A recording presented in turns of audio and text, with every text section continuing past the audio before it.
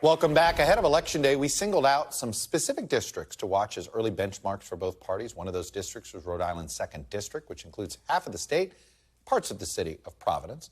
Republicans were hopeful that a good night would put a whole host of Democratic-held districts in play, including that one.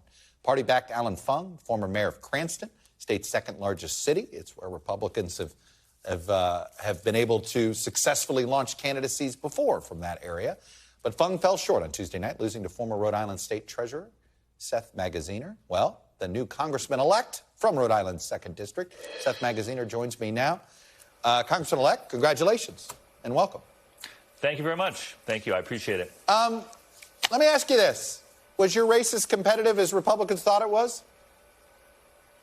It was. Well, let me just start on this Veterans Day by recognizing and thanking all of those who have served our country in uniform and their families. It was a competitive race, but we were successful because on the issues that matter most to people here in our district, protecting Social Security and Medicare, lowering health care costs, tackling energy costs, people trusted the Democratic side to be serious on tackling those issues more than the Republican side, and we were able to prevail. What was interesting is he was running on mostly economic issues. Is that fair to say? It felt like your race seemed to be less about other issues, really almost all economy, different ways to slice it. You want to talk inflation, Social Security. Is that how you would describe it? Yeah, I'd say so. I mean, I think that as candidates, we do best when we listen to the voters in our district, right? And instead of necessarily listening to the talking points coming out of Washington. And here in our district in Rhode Island, there's a couple of features that were important for us. We're an older district demographically, so Social Security and Medicare matter a lot to people in our district. Also, lowering prescription drug prices matters a lot to people in the 2nd Congressional District.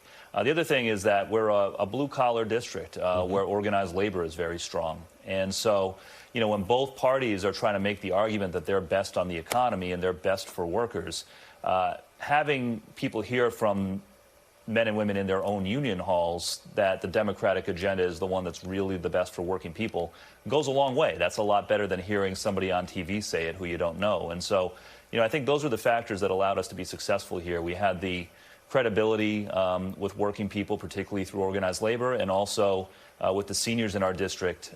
We really knew that we had to focus on lowering drug prices, on Social Security and Medicare, because those are issues that matter to our voters. You know, it's interesting. I remember on Election Day 2020 seeing the former President Trump did okay in the 2nd District. He didn't win it, but he did have some following. Is that blue-collar vote that Democrats, that we've seen that he's sort of peeled away at times from Democrats? Yeah, I mean, this is a district that in 2016, Hillary Clinton only got about 50% of the vote in. President Biden did a little bit better. He was at 55, 56%. So we knew it was going to be a competitive race going in, and you know, the type of race that in a normal midterm year would be one that the party out of power might be able to flip. But we really stayed focused on the economy. We stayed focused on listening to our voters, and that allowed us to be successful. Look, you're a new guy here, so and yet your vote for leadership matters just as much as Steny Hoyer's vote for leadership, if you will. What would you like to see the Democratic leadership look like come 2023? Well, if Speaker Pelosi decides to stand again, she would have my support. I think that the Democrats are coming off of a very successful legislative year, passing the infrastructure bill, passing the Inflation Reduction Act, the CHIPS Act, the PACT Act, and it's hard to argue with that track record. You know, if the Speaker decides to stand again, she'll have my support. If she decides that it's time for her to do other things, then I'll look forward to meeting the other members of the caucus and making my decision once I've had a chance to have real conversations with them. And if you had a few minutes with President Biden and he's asking you, he says, Congressman, tell me what I need to know. Tell me what you heard on the ground that maybe you don't think I'm hearing enough of in the White House to, you know, make sure I'm hearing some of the concerns that are out there.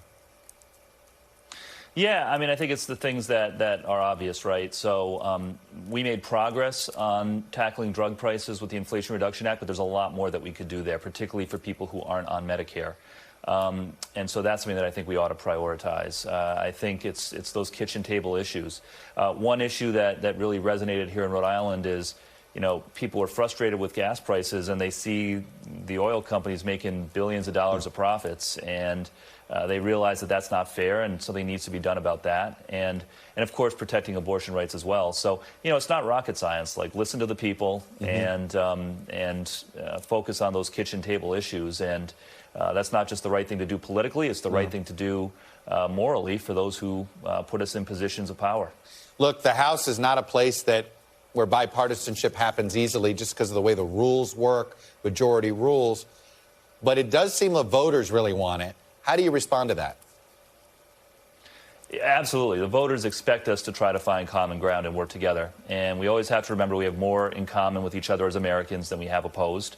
Particularly when I see what's happening on the Republican side since the election, what I would suggest to them is Democrats outperformed in this election because the voters felt that the Republican Party in Washington was becoming too extreme. So for some Republicans to say that their response to this is going to be to double down on extremism and go even further to the extreme is crazy. I mean, selfishly, if they want Democrats to win 50 seats in the next election, I guess they could go in that direction. But I don't think it's the right thing for the country, and it's not good politics for them either, I think, in the long run. All right, Congressman-elect Seth Magaziner, who's from the 2nd Congressional District of Rhode Island. Good to see you. Thanks for coming on, and good luck. Thanks for watching our YouTube channel. Follow today's top stories and breaking news by downloading the NBC News app.